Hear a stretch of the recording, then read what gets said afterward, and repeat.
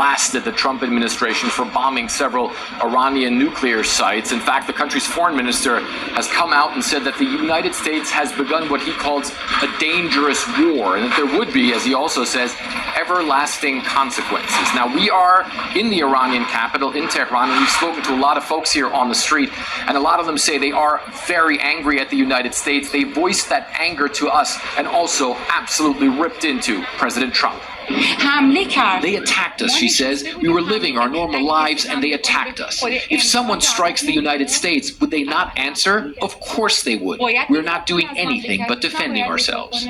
Iranian people are people of honor, and we will definitely give a strong response, this man says. We will stand strongly like we have been for the past 40 years. There is no one dirtier than Trump, he says. First he gives us 2 weeks' time, but then after 2 days strikes us.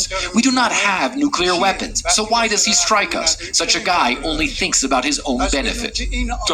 I support the Supreme Leader with my life, he says. I approve of him, really, because he's moving forward for the sake of our land.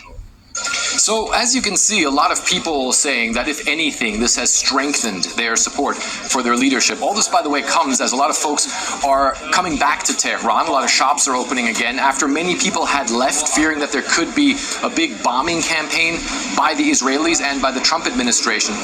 Iran's leadership has warned the U.S. that Iran has many things at its disposal with which it could resist, as it puts it, the United States. One of the things, of course, that they keep talking about is the militias in the Middle Eastern region that are loyal to Iran. There's Iranian commanders who have said, look, next to almost every American military base in the region, there is a militia that is loyal to Iran, and that could cause trouble for the U.S. At the same time, Iran's leadership says it understands that right now it has entered into a phase of serious conflict with the United States. Now, regarding the ongoing situation in Iran, I know there has been a lot of speculation amongst all of you in the media regarding the president's decision-making and whether or not the United States will be directly involved. In light of that news, I have a message directly from the president, and I quote, "Based on the fact that there's a substantial chance of negotiations that may or may not take place with Iran in the near future, I will make my decision whether or not to go within the next 2 weeks." That's a quote directly from the president for all of you today.